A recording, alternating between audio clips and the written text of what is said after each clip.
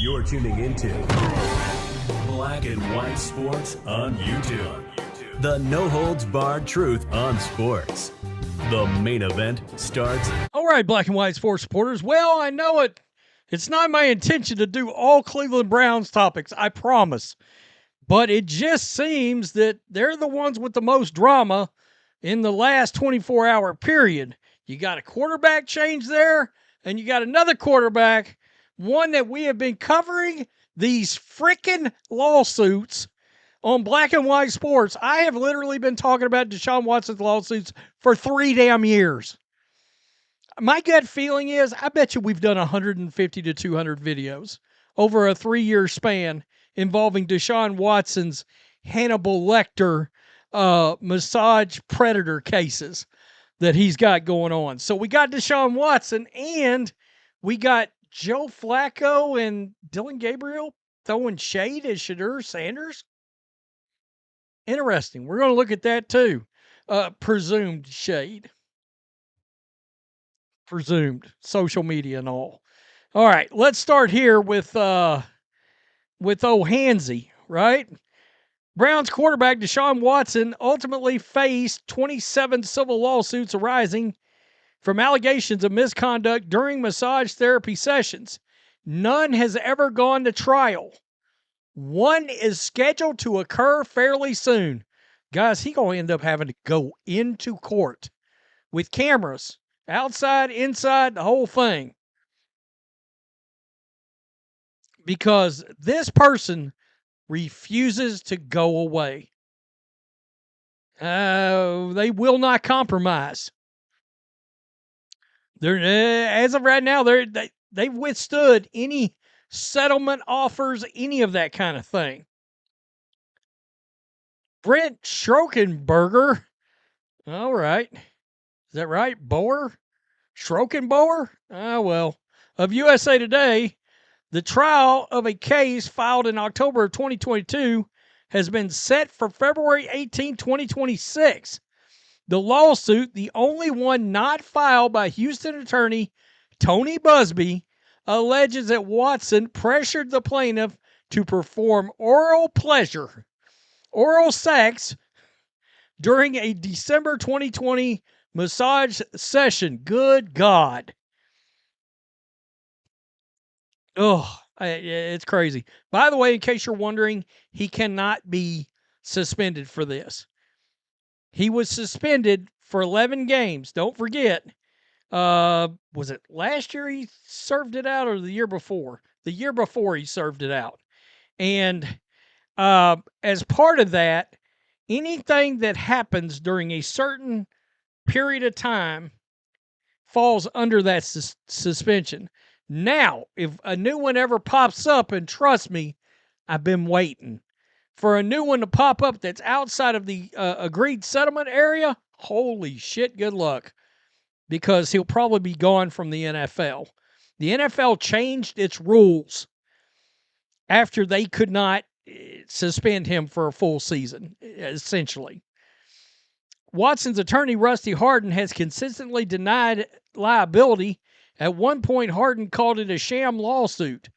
Quote, he really has not done what they allege he did, he said on Wednesday. Hardin did.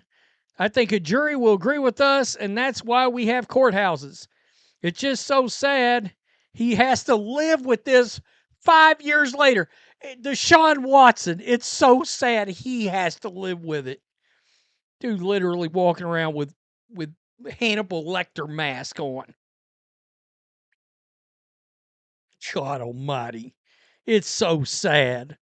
Yeah, if the allegations are true, it's sad it happened. You got that right. The rules of civil procedure provide defendants with multiple devices for attempting to prevent a, quote, sham lawsuit from going to trial. To this date, the case has not been thrown out by a presiding judge. So, in other words, there's markers in place to prevent shams, and the judge ain't thrown it out yet. Of the 27 total lawsuits, 24 were settled. One was withdrawn not long after it was filed. The other has been dormant. What does that mean? The case set for trial in February was filed after the NFL imposed a 10-game suspension on Watson in August of 2022. It's possible, based on evidence introduced in court, that the league could launch a new personal conduct policy investigation of Watson. I didn't think about that. If something new arises, because there was wording in that suspension of different things that fell under that suspension.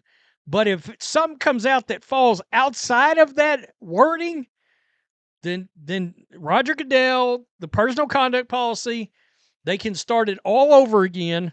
And in this case, I think it would actually be considered a second offense. Holy hell. Of which case, I believe banning for life is on the table, if I remember correctly. Maybe not, but it's a harsh ban, like automatic 1 year or something like that. Watson is under contract with the Browns through 2026. He remains on the physically unable to perform list after tearing an Achilles tendon twice in 2024, as we know and as we've talked about. They're just sitting back waiting because there's a chance he's going to pop up like, I'm ready to go. And the Browns are going to be like, we've got 9,000 quarterbacks already. Thank you. No. In this league, you can't ever say another team won't take a look at him. I just can't imagine they would. But again, this league. So, ESPN Cleveland put this out there. Rank your level of excitement for Dillon Gabriel's first start versus the Vikings based on the Jacksons. Like Michael being the greatest and Tito, not so much. Pulling up the end. Michael got 19%. Janet got 29%. Jermaine, 18.6%. Tito, 33%. Yikes. Oh, here's one. Jackson level. Samuel L. I will strike thee down with furious anger. For those who attempt to, something, my brothers, or something. I don't know. God, I love Pulp Fiction. I can't believe I can't remember that whole damn strike down upon thee with great vengeance and furious anger. Those that attempt to poison and destroy my brothers. Is that right? Shit, I don't know. Let's move on. So yesterday, I did a video. This was Shedeur giving the silent treatment to the media. Some people said, oh, well, he's trying to prevent the media from weaponizing his words. Then Adam Schefter came out later in the day saying it was a direct rebuttal protest to Rex Ryan, who said he had been told that the kid wasn't studying, he wasn't doing everything he was supposed to do, which would heavily factor in why he's not even QB2. Now, Ross Tucker said something today I thought was interesting. He thought it was better that Shedeur was not QB2 because QB2 gets almost no work, almost no reps weekly. He's not wrong. Like if you're QB3, you can do, a scout team, blah, blah, blah, blah, blah. And there's a world, I don't know. If both get hurt, Shedeur's up regardless anyway. Ugh. Here we go. Flacco. This opportunity. You can tell he takes it seriously just by the way he studies and his intent in the meeting rooms and on the practice field. So, Joe, I know you've been this opportunity. Okay, so a lot of people are taking that as shade at Shedeur because he said you can tell Dillon Gabriel takes it seriously with how he's studying, yada, yada, yada. Right after Rex Ryan just said all these things about study habits and putting in the work and all this right here, right? Then you got Dillon Gabriel saying this yesterday. I think it's funny because, I got a text from a good buddy of mine. and he sent me a picture of a fire station, and like it's kind of like, why are you sending that, But when he sends it, he just lists the obvious, right? Like doors are open, garage doors are open, like things are ready to go, and like they're just waiting on that phone call to like respond surgically, and like just what a great representation of like the job I had and being ready for that moment. And I think, I smile because it's like a moment you prep for and you are extremely excited for, but also got to realize that it's extreme focus, and that's what I've continued to harp on. But you wait for the perfect time, you're going to wait a whole lifetime. So for me, I've always been ready for every moment. Okay. If you wait for the perfect time, you're going to wait a whole lifetime. Interesting. Interesting. By the way, I don't know how you can't pull for that kid. I believe it's racism. It's blatant racism against Polynesian Americans, against Samoan Americans. Is he half Samoan? He went to Oregon. He's got to be, right?